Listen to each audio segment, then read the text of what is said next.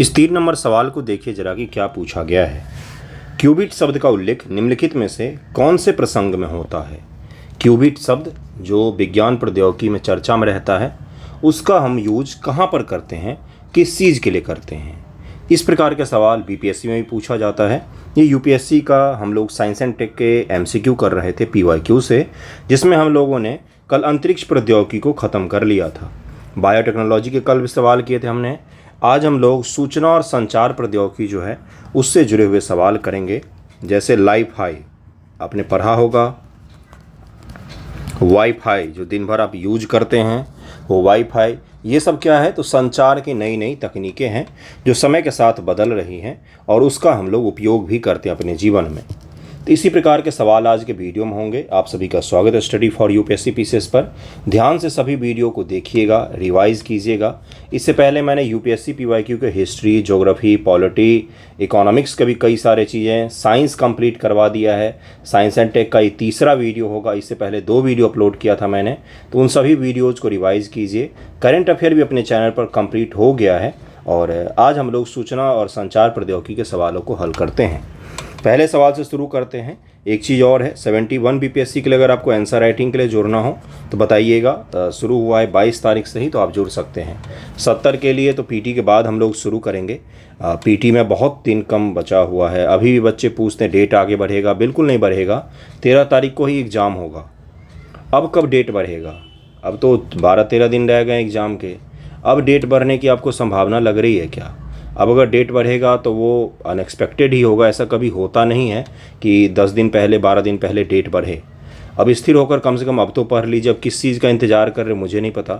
Admit card पर ही जब लिखा भी मिलेगा तभी पढ़ेंगे क्या? इन सभी चीज़ों को छोड़कर ये डिबेट ही नहीं होना चाहिए कि डेट कब बढ़ेगा। नहीं बढ़ेगा, डेट बढ़ेगा तो पता चल जाएगा। अब बढ़ना तो नहीं चाहिए, है ना। देखिए पहला सवाल क्या है आज का। वेब 3.0 ये नया कॉन्सेप्ट है। वेब 3.0 अभी जो हम लोग यूज करते हैं वेब 2.0 होता है। वो कई सारे हाइब्रिड भी मानते हैं, फिर भी ठीक है। वेब 3.0 प्रौद्योगिकी से व्यक्ति अपने स्वयं के आंकड़े पर नियंत्रण कर सकते हैं। मतलब आपका जो कोई आंकड़ा है, आपका जो भी कुछ होगा उस पर आप नियंत्रण कर सकेंगे कि कहाँ पर कौन सी चीज़ आपसे जुड़ी हुई रखी गई है, कौन सी चीज़ आपको डालना है, कौन सी चीज़ डिलीट करना है। इन सभी पर यूजर का नियंत्रण होगा। अभी आपके पास में राइट्स कम होते हैं, यूजर के पास में अधिकार कम होते हैं वर्तमान का जो इंटरनेट प्रौद्योगिकी है उसमें।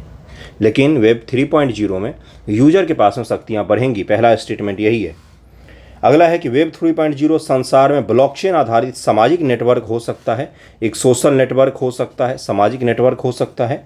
ब्लॉकचेन की खासियत ये होती है कि कोई एक कंट्रोलर नहीं होता, इसमें सभी लोग समान रूप से इस पर कंट्रोल कर सकते हैं। जैसे बिटकॉइन इसका उदाहरण है, बिटकॉइन इसका उदाहरण हो सकता है। वेब 3.0 किसी निगम द्वारा परिचालित होने के बजाय प्रयोक्ताओं द्वारा सामूहिक रूप से परिचालित किया जाता है। सामूहिक रूप से परिचालित किया जाएगा। ये किसी निगम यानी कि कोई कंपनी वगैरह का कोई इसमें स्थान नहीं होगा, लोगों के द्वारा होगा ये। तभी मैंने आपको ब्लॉकचेन का उदाहरण जो दिया। ब्लॉकचेन एक तकनीक है। ब्लॉक का मतलब छोटे छोटे ब्लॉक होगा। अभी इतना ही समझिए, इसको हम आपस में जोड़ते चले जाएंगे तो क्या बन जाएगा? ब्लॉक का बहुत सारा चेन बन जाएगा। ये सॉफ्टवेयर का है, नया जो सिस्टम आते हैं जो भी, जिसमें एक साथ कई सारे लोग, जैसे एक उदाहरण मैंने उसका दिया आपको बिटकॉइन, जिस पर किसी दुनिया के सेंट्रल बैंक या सेंट्रल एजेंसी का कोई अधिकार नहीं होता, कोई रेगुलेशन नहीं चलता है। भारत में भी आरबीआई का कोई बिटकॉइन पर नियंत्रण नहीं है, हालांकि उस पर टैक्सेशन गवर्नमेंट ने किया है। तो ये क्या है? तो ये पब्लिक जो है वो खुद ही अपना मेंटेन करते हैं इसको, और ये ब्लॉकचेन की तकनीक है। तो इसमें कोई निगम या कोई रेगुलेटरी बॉडी नहीं है, सरकार नहीं है या कोई कंपनी नहीं है। तो इसका उत्तर हो जाएगा बिल्कुल सही बात है। तीनों के तीनों यहाँ पर सही दिया हुआ है। ब्लॉकचेन आधारित, यूजर फ्रेंडली होगा, यूजर को अधिकार ज़्यादा प्राप्त होंगे। इंटरनेट का जो अगला चरण हम लोग देखेंगे उसमें। ओके, अगले सवाल पर चलते हैं। इसको थोड़ा सा पढ़ते हैं डिटेल में ताकि आपको समझ में आ जाए कि ब्लॉकचेन और ये सब 3.0 क्या है। समझिएगा इसको ज़रा। वेब 3 की अवधारणा, जिसे वेब 3.0 भी कहा जाता है, का उपयोग इंटरनेट के संभावित अगले चरण का वर्णन करने के लिए किया जाता है। यह वर्ष 2021 में काफ़ी चर्चा में रहा। वेब 3.0 की विकेंद्रीकृत यानी कि डिसेंट्रलाइज है। कोई एक रेगुलेटरी बॉडी नहीं होगा तो कोई सेंट्रलाइजेशन भी नहीं होगा। ब्लॉकचेन तकनीक पर आधारित है। यह उपयोग में आने वाले संस्करण वेब 1.0 2.0 से अलग होगा। हम जो जनरेशन है, आप और हम जो जनरेशन है, हमने सब कुछ देख लिया। हमने टेलीफोन भी देखा, टेलीफोन के बिना वाला समय भी देखा, नोकिया वाला छोटा मोबाइल भी देखा, और ये भी देख रहे हैं। तो आने वाले जो अभी की जनरेशन है वो इन चीज़ों को नहीं देखा उन्होंने। वेब 3 में उपयोगकर्ताओं के पास प्लेटफॉर्म और एप्लीकेशन में स्वामित्व हिस्सेदारी होगी जो तकनीकी प्लेटफॉर्म को नियंत्रित करते हैं।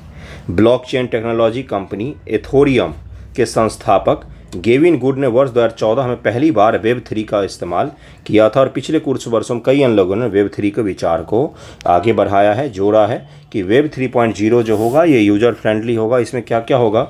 विकेंद्रीकृत हो सकता है, मध्यस्थों को हटा देगा, विकेंद्रीकरण और पारदर्शिता हो जाएगा, यही सब चीज़ें हैं। हो सकता है कि बीपीएससी में मेंस एग्जामिनेशन में शॉर्ट फॉर्मेट में ये सवाल पूछ ले, क्योंकि ये यूपीएससी पीटी में पूछा जा चुका है। यूपीएससी मेंस में ही पूछ सकता है कि वेब 3.0 से आप क्या क्या समझते हैं, उसकी कुछ प्रमुख विशेषताओं को लिखिए, है ना।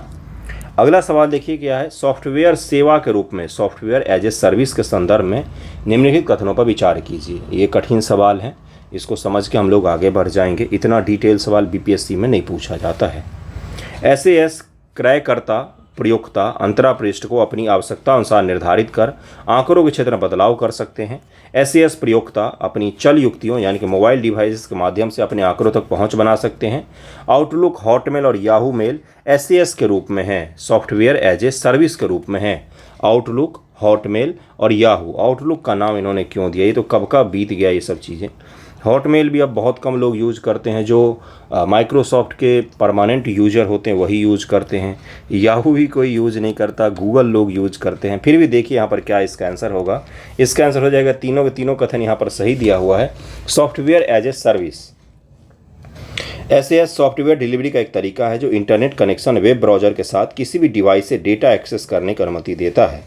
इस वेब आधारित मॉडल में सॉफ्टवेयर विक्रेता सर्वर, डेटाबेस और एप्लीकेशन को बनाने वाली कोड की होस्टिंग और रखरखाव करते हैं। एसएएस उपयोग का सामान्य रूप से एक वेब आधारित ईमेल सेवा है, जैसे आउटलुक, हॉटमेल या याहू मेल। इन सेवाओं के साथ आप अपने अकाउंट को इंटरनेट पर प्रायः वेब ब्राउज़र को एक्सेस करते हैं। यही जो सर्विस है, इसी को क्या कहते हैं, सॉफ्टवेयर एज ए सर्विस। ऐसा एक छोटा मोटा सॉफ्टवेयर जिसके थ्रू आप इंटरनेट को एक्सेस कर पाएँ, अपने सामग्रियों को वहाँ पर अपलोड कर पाएँ, डाउनलोड कर पाएँ, यही सर्विस को क्या कहा जाता है, सॉफ्टवेयर एज ए सर्विस। इसके अंदर और भी बहुत सारी चीज़ें आ सकती हैं। फिलहाल जो ये तीनों स्टेटमेंट दिया हुआ था, ये तीनों कथन सही था। क्यूबिट शब्द का उल्लेख निम्न से कौन से प्रसंग में होता है? क्यूबिट, क्यूबिट है ना, किस में होता है? तो क्वांटम कंप्यूटर के लिए किया जाता है। क्वांटम कंप्यूटर क्यूबिट्स या क्वांटम बिट्स में गणना करते हैं। ये क्वांटम यांत्रिकी गुणों का उपयोग करते हैं। क्वांटम यांत्रिकी वह विज्ञान है जो परमाणु पैमाने पर पदार्थ के व्यवहार को नियंत्रित करता है, परमाणु के लेवल पर। परमाणु यानी कि देखिए, मैंने आपको इससे पहले भी मैंने समझाया था, न्यूज़पेपर डिस्कशन मैंने चर्चा किया था कि दो जगहों पर फिजिक्स के सामान्य नियम कानून लागू नहीं होते हैं। जब हम बहुत छोटे स्तर पर चले जाते हैं, परमाणु और अणु के स्तर पर चले जाते हैं, और दूसरा जब हम बहुत बड़े स्तर पर चले जाते हैं, ब्लैक होल के स्तर पर चले जाते हैं, वहाँ पर जो हम फिजिक्स के नियम कानून देखते हैं, रूल रेगुलेशन देखते हैं, वो वहाँ पर लागू नहीं होते हैं। हम क्या पढ़ते हैं किसी भी चीज़ के बारे में कि कोई भी चीज़ या तो ऑन होगा या फिर ऑफ होगा, यही तो पढ़ते हैं। ऑन को हम लोग 1 कह देते हैं, ऑफ को हम लोग 0 कहते हैं। कंप्यूटर की भाषा में यही कहा जाता है, ऑन का मतलब 1 और ऑफ का मतलब 0। कंप्यूटर बाइनरी सिस्टम पर काम करता है। बाइनरी का मतलब 2 होता है। इसमें 2 ही अंक होते हैं, 1 और 0। दशमलव का मतलब होता है 10, तो दशमलव जो सिस्टम है उसमें 10 अंक होते हैं, 0 से लेकर 9 तक का। कंप्यूटर के पीछे जो गणित होता है उसमें 2 ही बिट्स होते हैं, 1 और 0। इसको क्या कहा जाता है? Binary system. ऑन का मतलब 1, ऑफ का मतलब 0। सामान्य हम लोग यही जानते हैं। लेकिन क्वांटम प्रौद्योगिकी में क्या होता है कि एक ही समय पर कोई चीज़ ऑन भी हो सकता है, ऑफ भी हो सकता है। तब इसके कितने बन जाएंगे? वैसे अगर हम लोग बनाते तो क्या बनता? 1 और 0, 0 1, 0 0, 1 1, यही 4 ही कॉम्बिनेशन बनते। कॉम्बिनेशन तो पढ़ा होगा आपने, ये 4 ही कॉम्बिनेशन बन सकते हैं 2 शब्दों के। अब 1 0 से हमें कॉम्बिनेशन बनाना है तो क्या क्या बन सकता है? एक बार में हो सकता है 1 0 0 1 हो। इसी प्रकार से आप बनाते जाइए, इसी प्रकार से बनाते जाइए, कितने सारे बन जाएंगे। तो ये एक क्यूबिट पर अगर इतना परिवर्तन हो रहा है तो जहाँ हम लाखों करोड़ों की गणना करेंगे तो ये क्या चलता है कि तो एक्सपोनेंशियल ही बढ़ता है। ये ई की पावर पढ़ा होगा आपने, एक्सपोनेंशियल। उसके फॉर्मेट में ये इसकी स्पीड बढ़ती है। तो इसकी गणना करने के लिए क्यूबिट शब्द का उपयोग किया जाता है। ये क्वांटम कंप्यूटर है, इसीलिए इसी को कॉम्प्लेक्स माना जाता है। आज तक क्वांटम कंप्यूटर कहीं भी दुनिया में बन नहीं पाया है सक्सेसफुली। कुछ हद तक गूगल ने कोशिश किया है, लेकिन जिस दिन क्वांटम कंप्यूटर बन गया उस दिन आज के सारे कंप्यूटर और सारे सिक्योरिटी सिस्टम कमज़ोर हो जाएंगे, किसी काम के नहीं रहेंगे। चलिए आगे बढ़ते हैं। अत्यधिक तेज होता है। सामान्य सुपर कंप्यूटर जो गणना 100 वर्षों में करेंगे वो कुछ मिनटों में क्वांटम कंप्यूटर कर सकते हैं। इसी के कारण से एक ही समय पर ऑफ और ऑन दोनों हो सकता है। कोई एक परिस्थिति जिसमें 0 और 1, 1 और 0, डबल 0 या डबल 1 ये हो सकता है, इसी के कारण से ऐसा होता है। डिटेल में किसी और दिन समझाऊंगा आपको। अगला सवाल देखिए क्या है। निम्नलिखित संचार प्रौद्योगिकी पर विचार कीजिए। निकट परिपथ, क्लोज सर्किट टेलीविज़न, सीसीटीवी, ठीक है। रेडियो आवृत्ति अभिनिर्धारण, बेतार स्थानीय क्षेत्र नेटवर्क, बिना तार का स्थानीय क्षेत्र रीजनल नेटवर्क हमने स्थापित किया हुआ है। उपयुक्त में कौन सी लघुपरास युक्तियाँ प्रौद्योगिकी मानी जाती हैं? छोटे स्तर का कौन है? तो तीनों के तीनों ही छोटे स्तर के होते हैं। तीनों का आवृत्ति कोई शहर भर के लिए थोड़ी ना होता है, छोटे स्तर का होता है। शॉर्ट रेंज डिवाइस कहा जाता है। एक ऐसे रेडियो उपकरण है जो अन्य रेडियो सेवाओं के या साथ व्यवधान का कम जोखिम प्रदान करते हैं, क्योंकि उनके संचार शक्ति सीमा कम होती है। शॉर्ट रेंज डिवाइस का ही अलग अलग प्रकार के वायरलेस उपकरणों का प्रयोग भी कर सकते हैं, जिनमें शामिल हैं, कौन कौन से शामिल हैं भाई, तो देख सकते हैं आप। अभिगमन नियंत्रण, alarm movement detector, close circuit television, wireless microphone सहित तार रक्षित ऑडियो उपकरण, औद्योगिक नियंत्रण। ये कई सारे जगहों पर इन चीज़ का उपयोग किया जाता है जहाँ पर रेंज कम होता है। किसी एक बिल्डिंग में पर्टिकुलर हमें करना है किसी चीज़ को नियंत्रित, या फिर किसी एक बिल्डिंग के लिए पूरा हमें सीसीटीवी सिस्टम लगाना है, तो उसके लिए इसका उपयोग किया जाता है। ओके, क्या कहा जाता है इस डिवाइस को? इसको कहा जाता है शॉर्ट रेंज डिवाइस, एसडीआर कहा जाता है। दृश्य प्रकाश संचार, वीएलसी कहा जाता है, विजुअल लाइट कम्युनिकेशन तकनीक के संदर्भ निम्नलिखित में से कौन सा कथन सही है? वीएलसी 375 से 780 नैनोमीटर वाली विद्युत चुंबकीय स्पेक्ट्रम तरंगदैर्घ्यों का उपयोग करती है। अलग अलग स्पेक्ट्रम आपने पढ़ा होगा, स्पेक्ट्रम हिस्ट्री वाली नहीं। स्पेक्ट्रम क्या होता है? गामा, एक्सरे, यूवीए से पढ़ते आते हैं हम लोग। फिर आ जाता है विजुअल, फिर इंफ्रारेड आ जाता है, उसके बाद से रेडियो वेव आ जाएगा, फिर माइक्रोवेव आ जाता है, सबसे अंत में रेडियो वेव आता है, माइक्रोवेव आता है। ये क्या बता रहा हूँ मैं आपको? ये स्पेक्ट्रम है। इस पर क्या होता है, इनकी एनर्जी लिखी होती है, कितने एंगस्ट्रम से कितने एंगस्ट्रम तक के बीच में ये काम करते हैं। तो वही चीज़ यहाँ पर लिखा हुआ है। इस तरंग दैर्घ्य की आवृत्ति क्या होती है, तरंग दैर्घ्य कितना होता है, तो 780 नैनोमीटर वाली विद्युत चुंबकीय स्पेक्ट्रम तरंग दैर्घ्य का उपयोग करते हैं। वीएलसी को दीर्घपरासी प्रकाशी बेतार संचार के रूप में जाना जाता है। वीएलसी ब्लूटूथ की तुलना में डेटा की विशाल मात्रा को अधिक तेज़ी से प्रेषित कर सकता है। जो आप ब्लूटूथ यूज करते हैं उसके तुलना में वीएलसी जो होगा, विजुअल लाइट कम्युनिकेशन, ये ज़्यादा तेज होता है, फास्ट होता है, ऐसा पूछा जा रहा है आपसे। वीएलसी में विद्युत चुंबकीय व्यक्तीकरण नहीं होता है। तीसरा था इसका चौथा स्टेटमेंट। तो इसका उत्तर हो जाएगा, देखिए सी 1, 3, 4 हो जाएगा।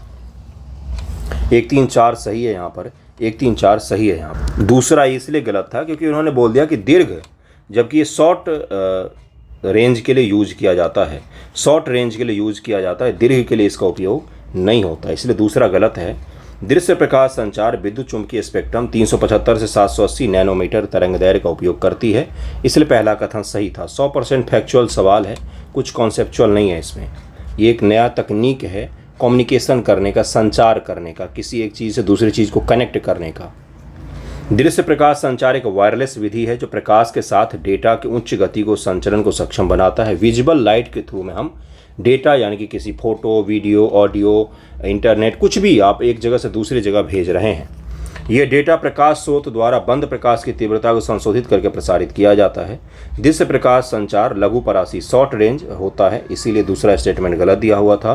ब्लूटूथ की तुलना में काफ़ी तेज होगा, क्योंकि ब्लूटूथ में हम लोग वेव का उपयोग करते हैं, इसमें हम लोग लाइट का उपयोग करते हैं, तो लाइट जो होती है उसकी रफ्तार तेज होगी यहाँ पर। दृश्य प्रकाश संचार में विद्युत चुंबकीय व्यतिकरण नहीं होता, अतः कथन 4 भी यहाँ पर सही दिया हुआ था।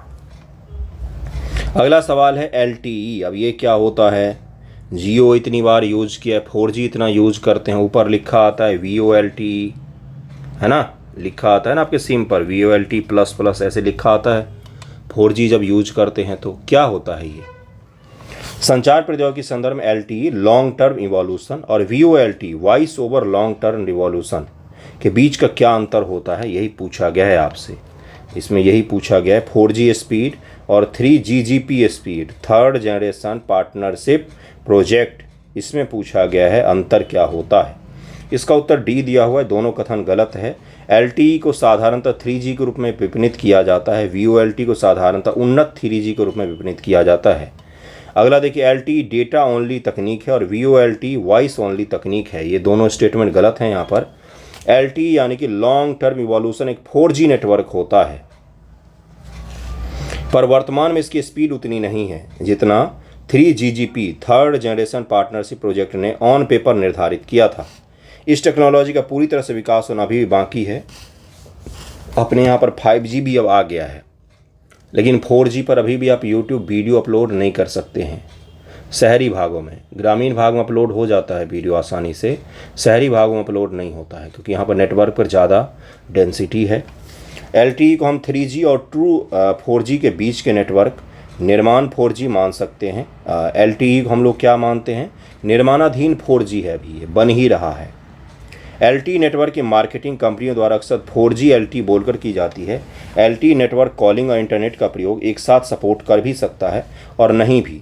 जैसे पहले क्या होता था, अगर आप कॉल पर बात कर रहे तो इंटरनेट बंद हो जाता था, और अगर इंटरनेट चला रहे हैं तो कॉल आ जाता था तो इंटरनेट बंद हो जाता था। ये क्यों होता था, क्योंकि वो जो नेटवर्क है वो दोनों के एक साथ सपोर्ट नहीं कर पाती थी। लेकिन अब क्या होता है, अब आप कॉल पर भी बात कर सकते हैं और नेटवर्क भी चला सकते हैं, इंटरनेट भी चला सकते हैं एक ही समय में। क्यों? क्योंकि ये नेटवर्क दोनों को सपोर्ट कर सकता है। वाईफाई वाला नेटवर्क नहीं, फ़ोन का नेटवर्क की बात कर रहा हूँ मैं, है ना। तो ये चीज़ कैसे संभव हुआ, तो जब 4G आपके पास में अच्छा होगा तो उसमें ये चीज़ संभव होगा, और 4G अगर नहीं होगा तो वो फिर संभव नहीं हो पाता है।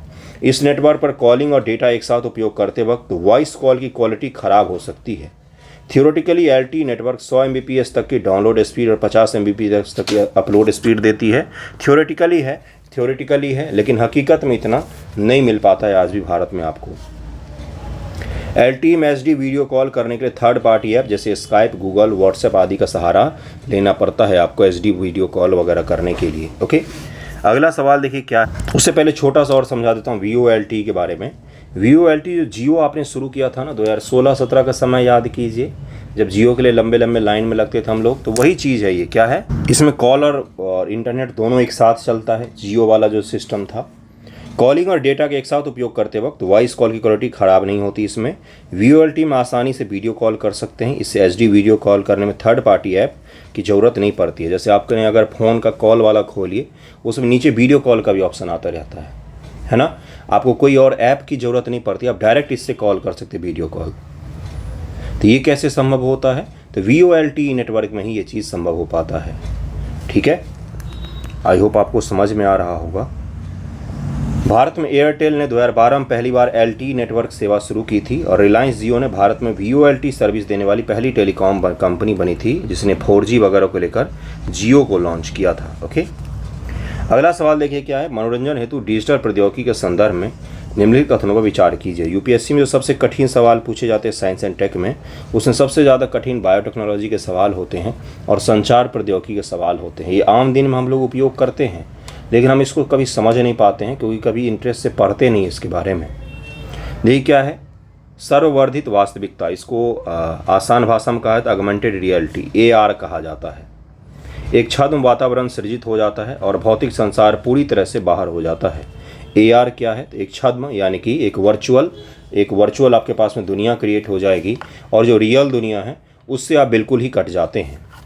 आभासी वास्तविकता, वर्चुअल रियलिटी, इसको VR कहा जाता है। VR और AR ये दो चीज़ें आजकल बहुत ज़्यादा चर्चा में हैं, और इसी के बारे में आपसे सवाल पूछा गया है।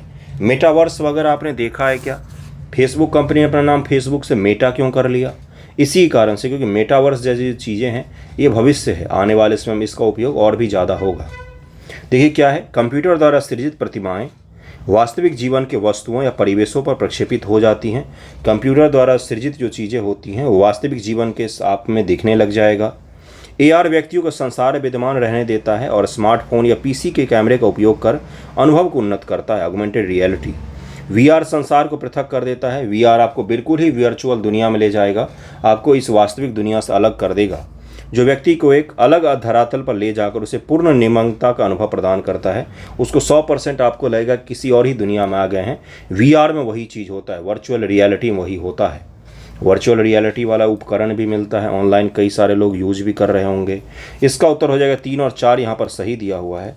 पहला दूसरा बिल्कुल ही गलत दिया हुआ था, पहला दूसरा गलत था, तीसरा चौथा सही दिया हुआ है। देखिए इसका एक्सप्लेनेशन क्या है, मैं आपको समझा देता हूँ। ऑगमेंटेड रियलिटी आसान भाषा में समझते हैं, एक ऐसी टेक्नोलॉजी है जो वास्तविक दुनिया की सूचना को, जैसे वास्तविक दुनिया में टाइगर आपने देखा है ना, उसको क्या करता है 3D इमेज के द्वारा उसको उसी से मिलता जुलता आपके कंप्यूटर स्क्रीन पर दिखाने लग जाए। इसको क्या बोला जाता है, AR कहा जाता है, ऑगमेंटेड रियलिटी।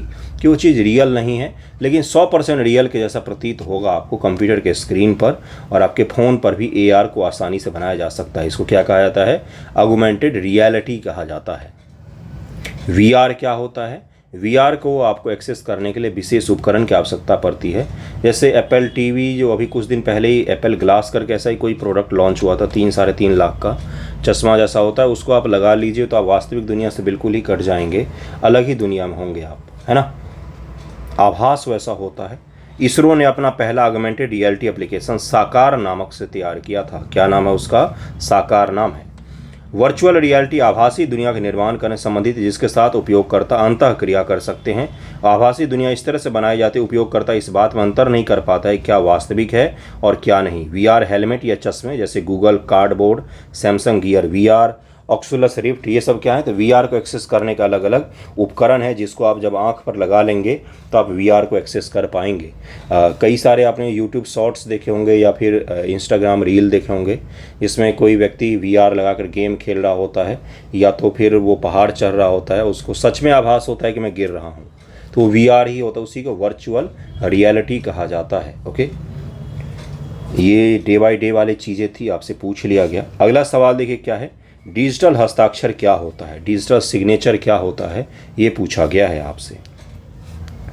एक ऐसा इलेक्ट्रॉनिक अभिलेख है जो इसे जारी करने वाले प्रमाणन प्राधिकारी की पहचान करता है। इंटरनेट पर कौन सा कथन सही है, ये पूछा गया है। इंटरनेट पर सूचना या सर्वर तक पहुंच के लिए किसी व्यक्ति की पहचान के प्रमाण के रूप में प्रयुक्त होता है।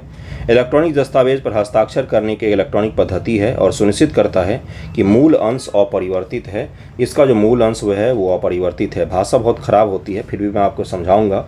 इसका केवल 3 ही यहाँ पर सही हो जाएगा, डिजिटल हस्ताक्षर केवल 3 ही सही होगा। देखिए क्या है, डिजिटल प्रमाण पत्र को, डिजिटल सिग्नेचर को नहीं, डिजिटल सर्टिफिकेट को पहला और दूसरा स्टेटमेंट जो है वो वेरीफाई करते हैं, वो डिजिटल सिग्नेचर नहीं है।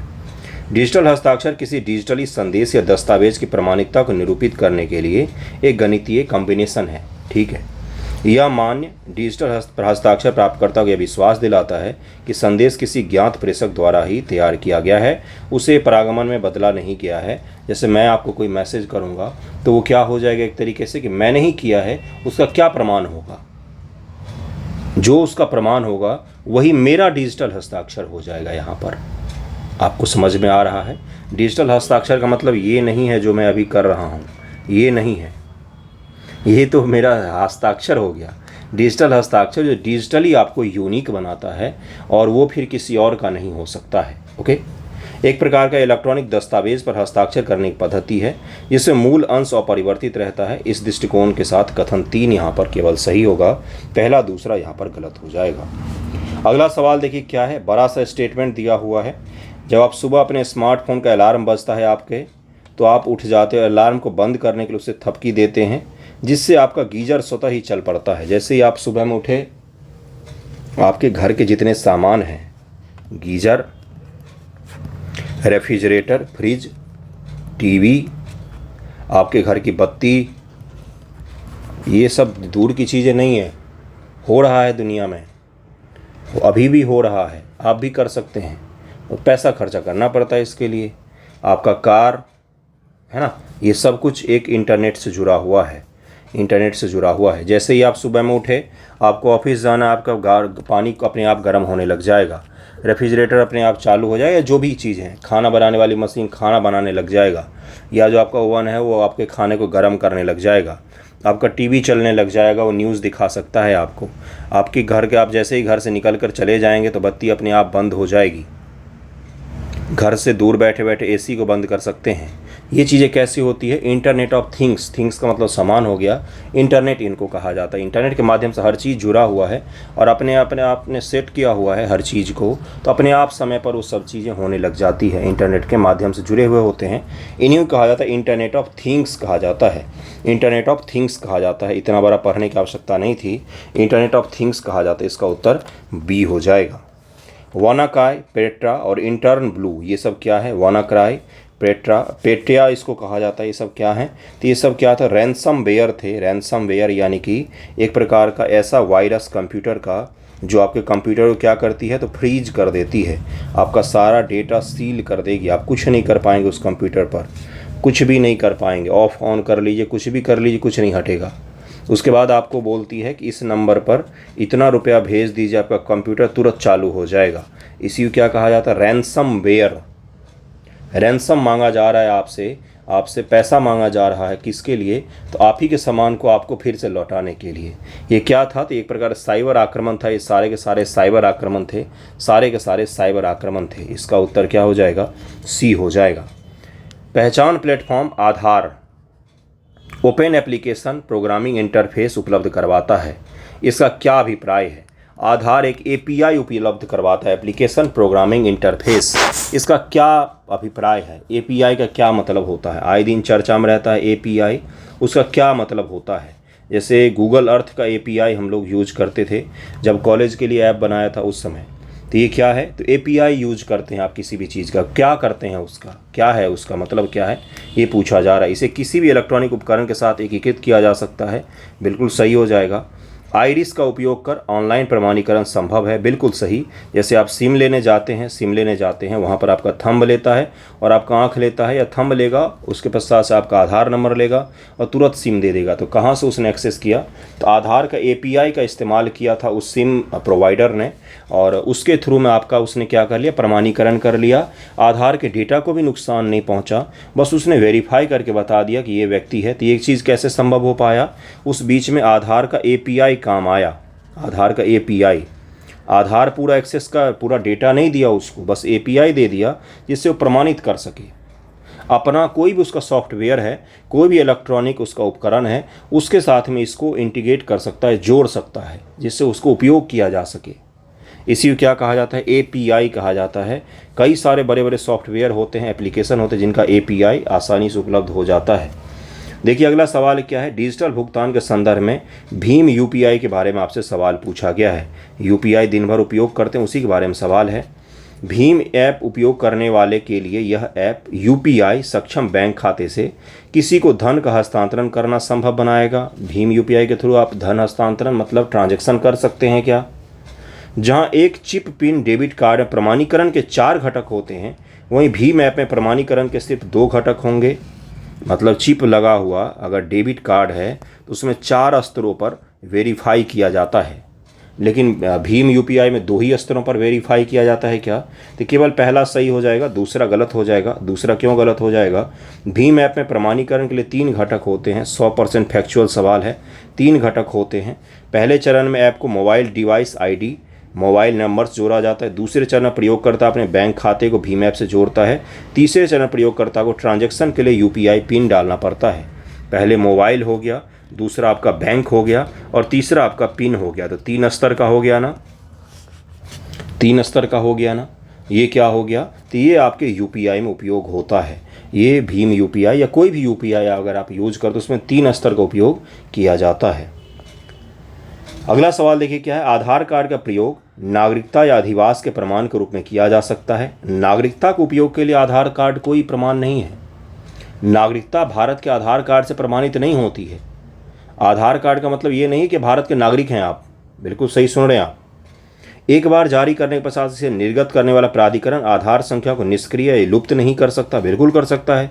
दोनों कथन यहाँ पर गलत दिए हुए हैं, दोनों कथन यहाँ पर गलत दिया हुआ है। डी इसका उत्तर हो जाएगा, डी इसका आंसर हो जाएगा। दिसंबर 2016 में कलकत्ता उच्च न्यायालय के द्वारा दिए गए अनुसार आधार कार्ड का प्रयोग नागरिकता या अधिवास के प्रमाण के रूप में उपयोग नहीं किया जा सकता। एड्रेस के उपयोग के लिए भी नहीं कर सकते हो आप, एड्रेस वेरीफाई के लिए भी नहीं कर सकते हैं आधार का उपयोग। हाई कोर्ट का फैसला यही कहता है, नागरिकता या अधिवास के प्रमाण के रूप में आधार का उपयोग नहीं कर सकते। आधार बस एक आधार है जिसका कोई मतलब नहीं है सिवाय एग्ज़ाम के फॉर्म भरने के। सही कह रहा हूँ मैं आपको, इसका कोई वेरिफिकेशन किसी भी चीज़ में नहीं इसका कर सकते हो आप। ऑनलाइन डाउनलोड करके आप उसका ओरिजिनल बनवा सकते हैं। तो आप समझ ही सकते, बस एक चीज़ है कि भाई एक भारत के लोगों को आईडी दिया है और पता है कि भाई आपके पास में ये आईडी है। बाकी इससे ना तो आपके आवास का वेरिफिकेशन किया जा सकता है और ना तो आपका नेशनैलिटी डिसाइड होता है। आधार का मतलब ये नहीं है कि आप भारत के नागरिक हैं, ठीक है, बस निवासी हैं ये मान सकते हैं हम। भारत में साइबर सुरक्षा घटनाओं पर रिपोर्ट करना निम्नलिखित किसके किनके लिए विशेष अधिदेशात्मक होता है, विधितः अधिदेशात्मक होता है।